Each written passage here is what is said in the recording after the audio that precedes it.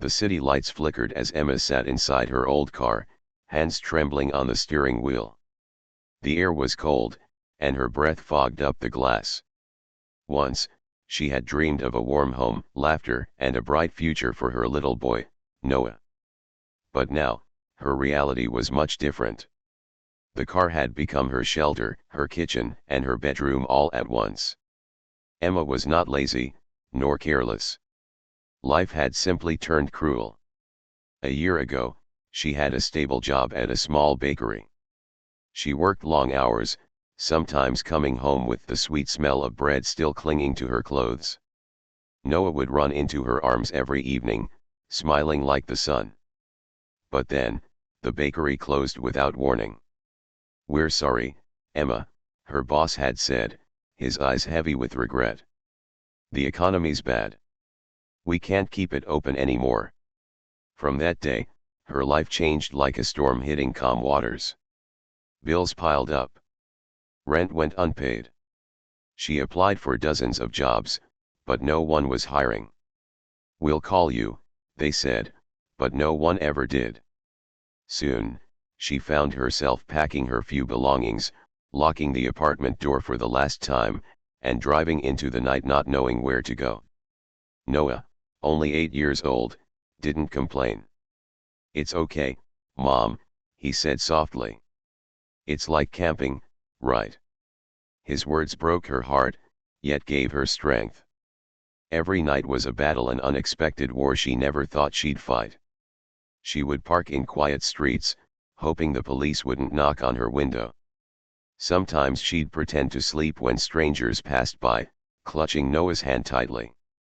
Other nights, she couldn't sleep at all. The fear of being seen, of being judged, haunted her more than hunger ever could. Still, Emma tried to keep things normal for her son. In the morning, she would brush his hair using the rearview mirror, pack his small backpack, and drive him to school.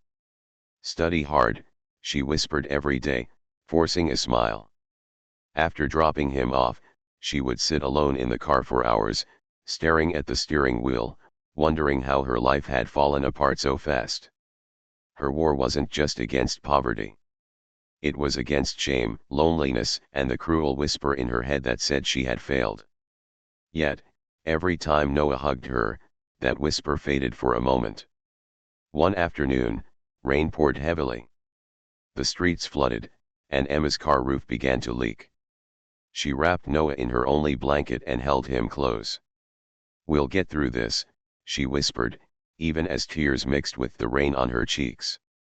But that night, something changed. As Emma tried to sleep, she heard a knock on the car window. Her heart stopped.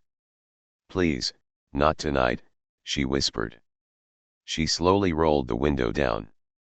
A police officer stood outside, shining a flashlight.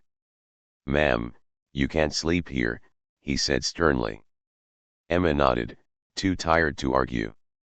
"Please, officer," she said softly, "I have nowhere else to go." The officer looked at her, then at the sleeping boy beside her. His expression softened. "Look, there's a shelter downtown. It's not much, but it's warm and safe. Go there tonight." Emma hesitated, but she knew she had no choice. She started the car, praying it wouldn't stall in the rain. As she drove toward the shelter, Noah woke up and rubbed his eyes. "Where are we going, Mom?" "Somewhere better, honey," she said, her voice trembling with hope. When they reached the shelter, a kind-looking woman greeted them. "You're welcome here," she said. "We'll help you." Emma felt tears rise again, not of sadness, but of relief. For the first time in months, she and Noah slept on real beds, under a roof, safe from the cold. But Emma knew this wasn't the end of her struggle. It was only the beginning. The war was far from over. Late that night, as she watched her son sleep peacefully, Emma whispered to herself, "One day, I'll give him the home he deserves. I don't know how, but I will." Her hands were weak, her heart was tired, but her spirit, that quiet fire inside her, refused to die. Outside, the storm still raged, but inside that small shelter room, a spark of hope was born. Emma didn't know it yet, but the journey she was starting would one day change both her life and Noah's forever. The morning light slipped through the small window of the shelter, touching Emma's face. For the first time in weeks, she woke up without fear. The bed was hard, but to her, it felt like heaven. Noah was still asleep, his small hand gripping the corner of the blanket. Emma smiled. He looked peaceful, safe. But peace was never something that lasted long for her. Reality always came knocking too soon. At breakfast, the shelter workers served bread and porridge. Emma thanked them quietly. Around her, people whispered, cried, or stared blankly at their plates. Everyone had a story, a storm that brought them here. She realized she wasn't alone in her war. After eating, a volunteer named Mrs. Harper approached her. She was an elderly woman with kind eyes and silver hair tied neatly in a bun. "You have a son," Mrs. Harper said gently. "Yes," Emma replied. "He's everything I have." Mrs. Harper nodded. "I can see that. There's a job opening at a cleaning service nearby. It's not much, but it's honest work. Would you like me to put your name on the list?" Emma's eyes widened.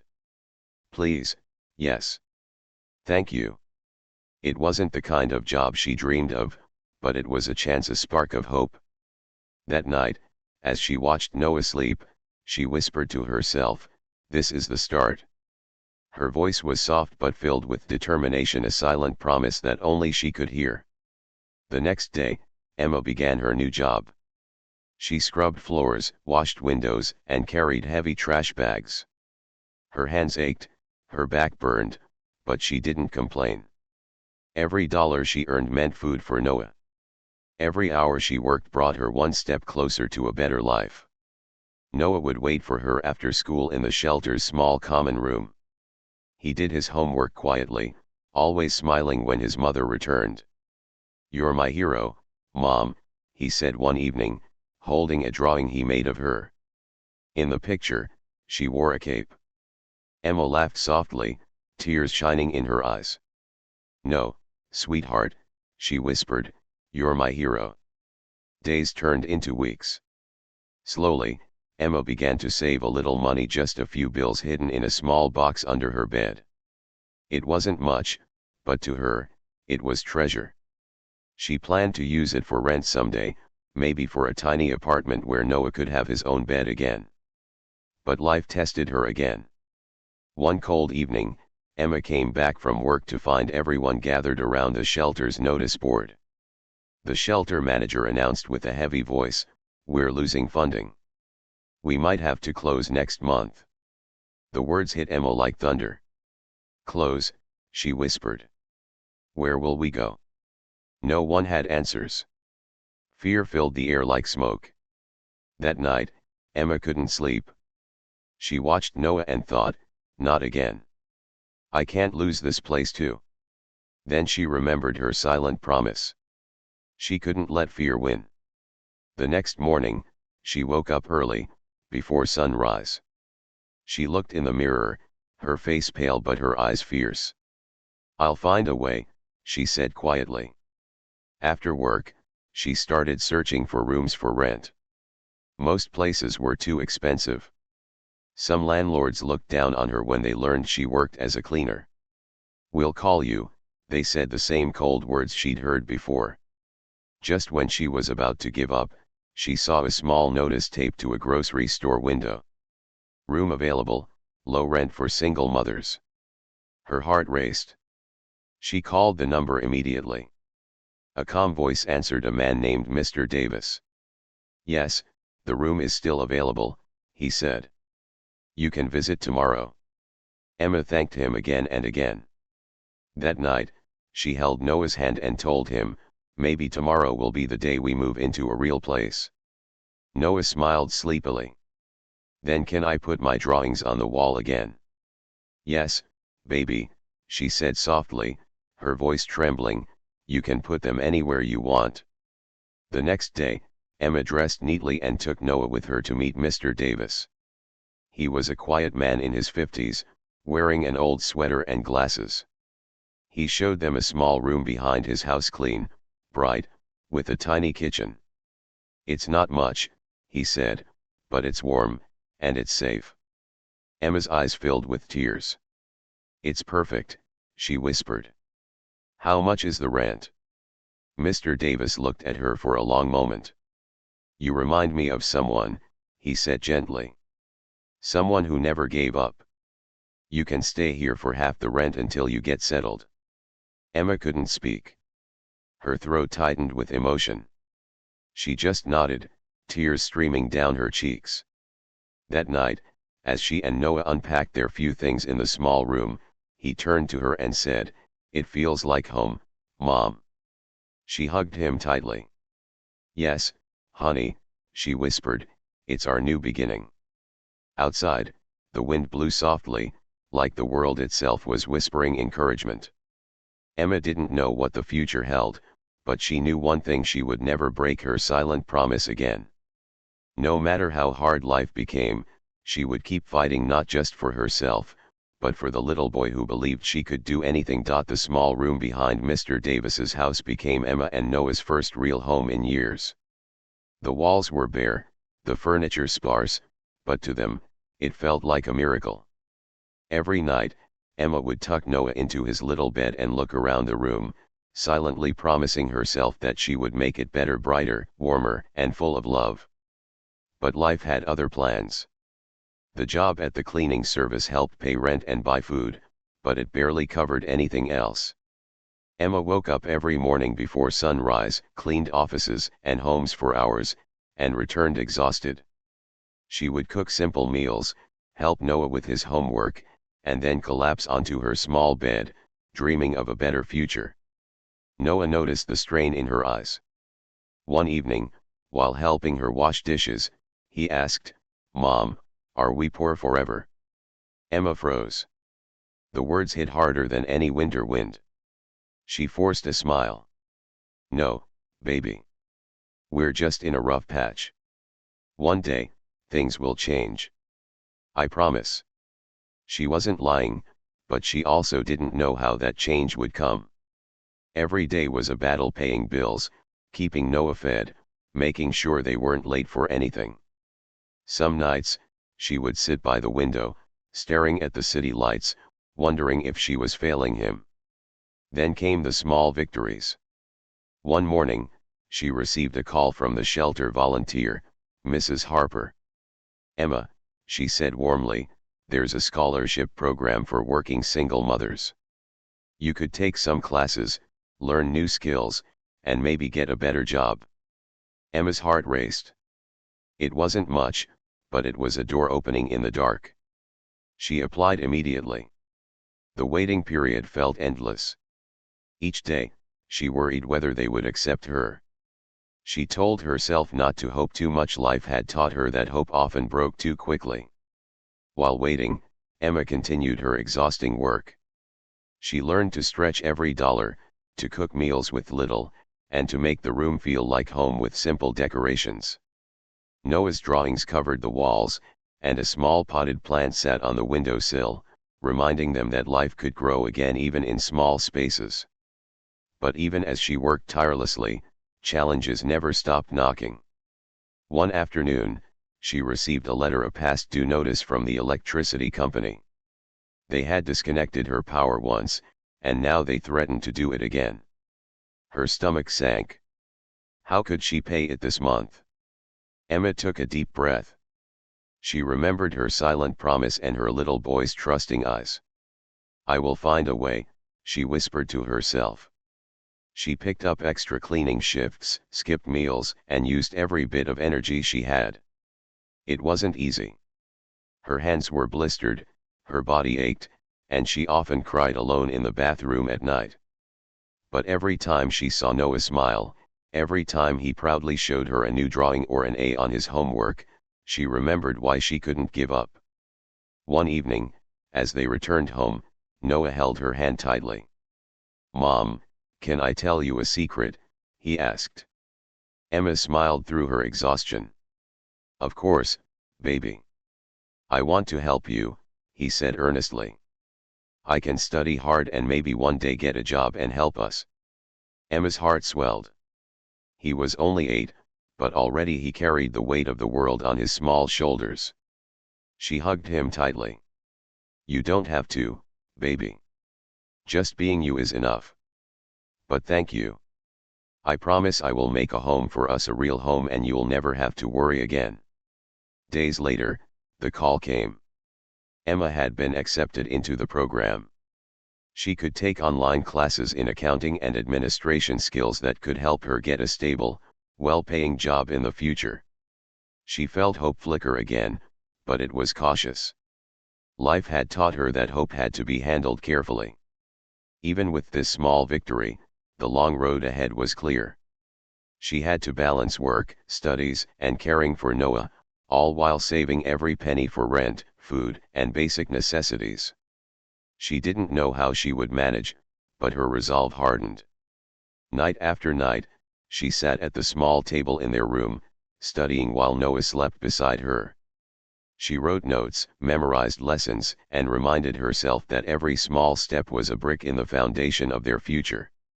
She often fell asleep mid-sentence, exhausted but proud. One night, as she watched Noah sleep, she whispered her silent promise again, louder this time, no matter what, I will give you a life full of love and comfort. You will never have to sleep in a car again. You will never feel hopeless. I swear it. The long road ahead was tiring, lonely, and full of unknowns, but for the first time in a long while, Emma felt a spark that told her that someday, somehow, they would overcome this. And little did she know, life had already begun preparing something bigger, something unexpected, that would soon change everything for both of them. The small room behind Mr. Davis's house had become a symbol of hope for Emma and Noah. Every corner reminded them of their struggles and their courage. But little did they know, their life was about to change in a way neither of them expected. It was a chilly morning when Emma received a call at work. She wiped her hands on her apron, nervous. Hello, she said. Is this Emma Clark? A calm, professional voice asked. Yes, this is she, Emma replied cautiously. This is from Bright Futures organization. We received your application for the scholarship program. We would like to schedule a meeting with you regarding an opportunity that could help not just your studies but your career. Emma's heart skipped a beat. An opportunity? Could this be real? She thanked the caller, barely able to keep her voice steady. All day, she worked as usual, but her mind kept drifting to that call. She could almost see a better life on the horizon. That evening, after putting Noah to bed, she sat down with a notebook, writing down every plan, every hope, every dream she had for their future. She allowed herself a small smile, cautious, careful, but real. The next morning, Emma dressed neatly and headed to the meeting. It was held in a modest office building, where the walls were lined with pictures of families smiling, children playing, and adults achieving goals. Emma felt a warmth she hadn't felt in years. She met Ms. Reynolds, a kind woman with sharp eyes that seemed to see everything at once. Emma, she began, we've reviewed your background. Your determination, your struggle, your care for your son, it's rare. We have a program that can provide you with full training, mentorship, and even placement in a stable job afterward. This could change your life. Emma blinked. I don't know what to say. Thank you. Her voice trembled, but hope shone in her eyes. Ms. Reynolds smiled. All you have to do is commit to learning, working hard, and giving it your all. We'll guide you. Emma left the office feeling lighter than she had in years. Her steps seemed faster, and for the first time, she allowed herself to imagine a future where she didn't have to worry about where they would sleep, or how they would pay the bills. When she reached home, Noah ran to her, his small face glowing. Mom! Did you get it? Emma knelt down and hugged him tightly. Yes, baby. Something good is coming. We just have to keep going. Over the next few weeks, Emma threw herself into the program. She balanced her cleaning job, her studies, and caring for Noah. It was exhausting, but she never complained. Each day brought new lessons, new skills, and a little more confidence. Noah noticed the change too. "Mom, you're glowing," he said one evening, holding a pencil like it was a magic wand. Emma laughed. "I'm just working hard, honey. That's all." Then came the true twist of fate. One morning, as Emma left the apartment to start her shift, she saw a small envelope stuck under the door. She picked it up, curious. Inside was a note, written neatly in black ink. "Meet me at the coffee shop at 5 p.m. I have a proposal that could change your life. M." Her heart raced. Who could it be? She had no idea, but something inside told her not to ignore it. At 5 p.m., she walked into the small coffee shop, Noah waiting at home. She scanned the room and saw a man in a suit standing near the counter, holding a folder. He smiled warmly. "Emma Clark?" he asked. "Yes," she replied cautiously. "My name is Mr. Mitchell," he said. "I work with a foundation that helps hardworking single parents. We heard about your story through the Bright Futures program.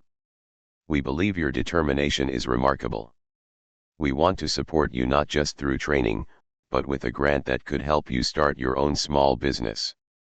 It's fully funded, no repayment needed." Emma's mouth went dry. Her hands trembled as she accepted the folder. She couldn't believe it. After years of struggle, of sleepless nights and endless worry, something real and good had finally arrived. Tears streamed down her face as she whispered, This can really change our lives." Mr. Mitchell nodded. "We believe in second chances. We believe in people who fight despite the odds. You are one of those people, Emma." Walking home that evening, Emma felt like she was floating. Noah ran to her, sensing the joy. "Mom. You're happy." "I am, baby," she said, holding his small hand. "Something amazing is coming for us. We have to keep believing."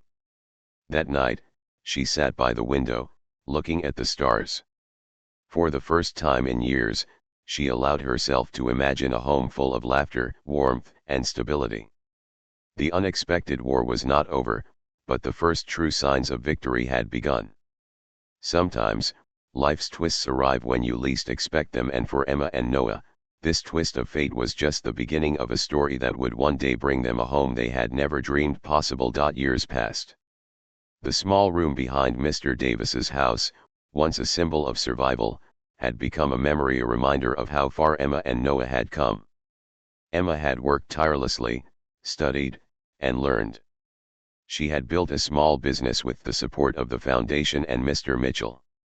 Slowly, the weight of constant worry lifted from her shoulders. Noah had grown too. The little boy who once slept in a car had become a bright, confident young man. He watched his mother work, her hands moving gracefully despite years of struggle, and he promised himself that one day, he would repay her sacrifices. It started quietly. Noah found a part-time job at a small real estate office after school. He watched, learned, and saved every penny. Emma noticed his quiet determination. "You're working too hard, baby," she said one evening as they counted his savings. "No, Mom," he replied, "I'm saving for you. For us. You gave me everything, now it's my turn." Emma felt her throat tighten. Her son had become her strength, her hope, and her inspiration. She never imagined that the child who once whispered, "It's like camping, right," would grow up carrying such love and determination in his heart. One evening, Noah took Emma by the hand.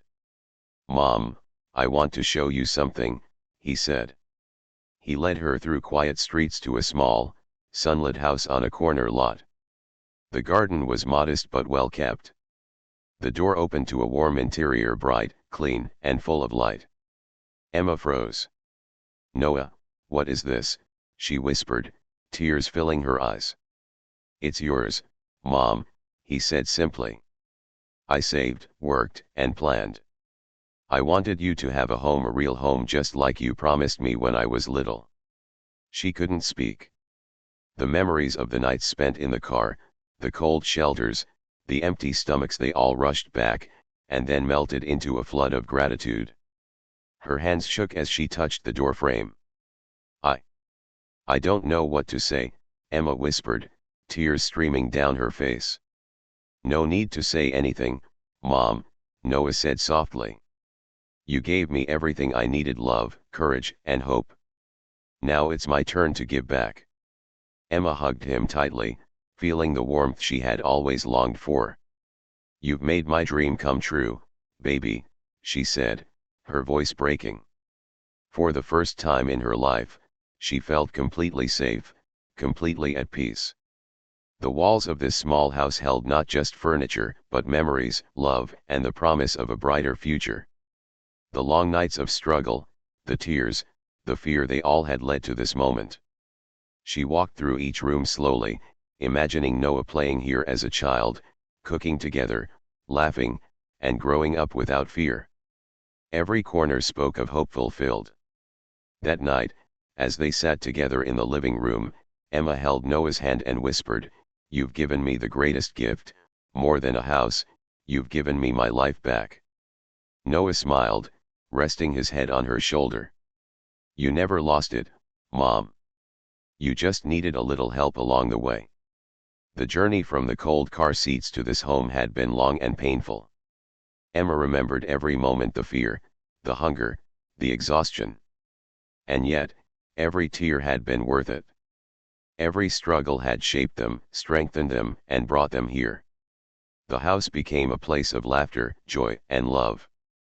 Friends visited, meals were shared, and the once quiet rooms echoed with happiness. Emma often caught herself looking around, unable to believe that she, a woman who once slept in her car, now had a home that belonged to her, built by the hands of the son she had loved and nurtured against all odds. One evening, Emma stood in the doorway, watching Noah play with a small puppy they had adopted. She smiled through tears, whispering a silent prayer of gratitude. "Thank you, life, thank you, my son." Noah came running to her, handing her a small framed photo of the two of them in the shelter years ago. "Look, Mom. Remember this? We've come a long way." Emma took the photo, her heart full. "Yes, baby, we have. And I promise, we'll never forget how far we came, and how strong we are together."